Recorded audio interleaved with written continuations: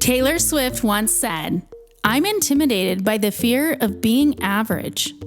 As for me, I'm just intimidated by spiders.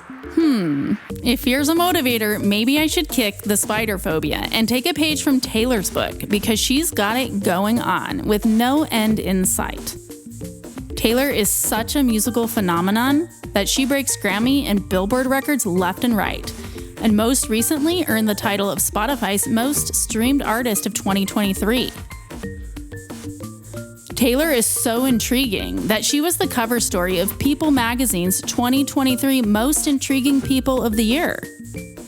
But on Wednesday, Time magazine put it most prestigiously, yet simply, when they named Taylor the 2023 Person of the Year.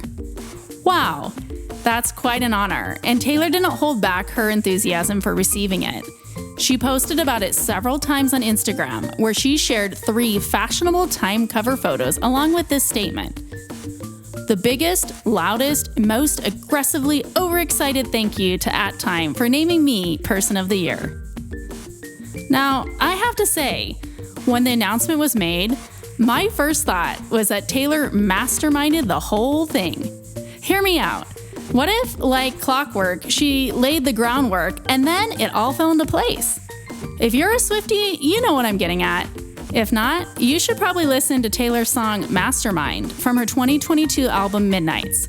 I mean, sure, the context of the song is a relationship, but the concept it ponders is relevant more broadly and got me thinking, how much of what Taylor or any one person's accomplishments can be attributed to things like stars aligning, good luck, or accidental circumstances? And how much can be attributed to one's intentional actions, such as taking very specific, thoughtful steps that ultimately lead to a greater goal being accomplished? Or intentionally and consistently working hard at your craft, connecting with people and communities along the way, believing in oneself, and striving to reach your highest potential in the face of adversity. These are all attributes that Taylor most certainly has and that have played an important role in her ongoing success, including landing that Person of the Year title, which, by the way, has quite the lengthy and complex selection process.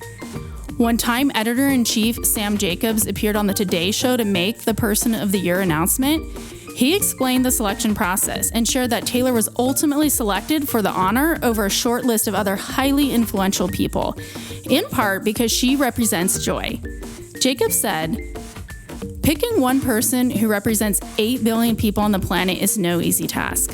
And certainly, in a year when the world is divided, there's a lot of light and a lot of darkness. There were a number of different choices that could have represented 2023, but we picked a choice, someone who represents joy, someone who's bringing light to the world, someone who's taken her own story and made it big enough for everyone." Well, I definitely think she was an excellent choice. But what do you think about Taylor being selected as Time Magazine Person of the Year? I'd love to hear your thoughts on that in the comments. Oh, and what do you think about Taylor's Person of the Year interview? Next to receiving the honor itself, the interview was quite the accomplishment. That was the first time Taylor's done an interview in years. And she was extremely candid, discussing everything from training for her record-breaking Eras tour to Beyoncé, who she calls the most precious gem of a person, to her public feud with Kim Kardashian, where she refers to that infamous phone call recording incident as a fully manufactured frame job that took her down psychologically and impacted her ability to trust people. Taylor also discussed her re-recordings, the people who helped kickstart her music career, such as Kenny Chesney, who thanked Taylor for the shout-out via Instagram. And yes, to everyone's delight and surprise, she didn't hold back on discussing her relationship with NFL star Travis Kelce.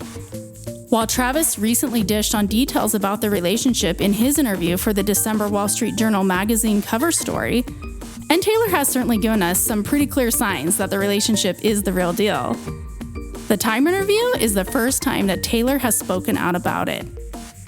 She confirmed that the two of them were a couple long before she turned heads by showing up to cheer on Travis during that September 24th Kansas City Chiefs game.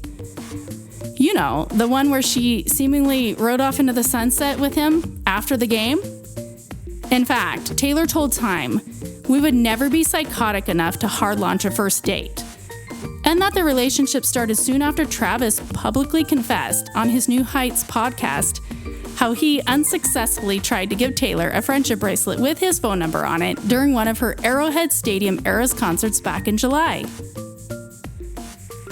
I don't know about you, but I can't get enough of that clip.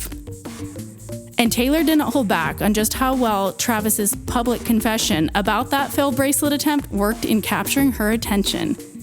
She stated that, "It all started when Travis very adorably put me on blast on his podcast, which I thought was metal as hell." Taylor obviously appreciates Travis's "you miss 100% of chances you don't take" attitude. But perhaps the sweetest thing Taylor said was in regard to the decision to go public with their relationship, saying, "I'm going to see him do what he loves. We're showing up for each other. Other people are there and we don't care. The opposite of that is you have to go to an extreme amount of effort to make sure no one knows that you're seeing someone. And we're just proud of each other." Aww. Oh, and Taylor also gave the NFL quite the shout out, saying, "Football is awesome. It turns out I've been missing out my whole life." Of course, this didn't go unnoticed by the NFL, as they responded on their X account with a comment, "We couldn't have said it any better."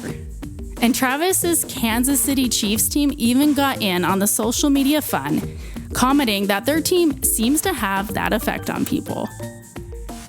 Anyhow, a big congratulations to Taylor on this latest achievement, and I think it's safe to say that at this point, in regard to her fear of being average, she can go ahead and shake it off.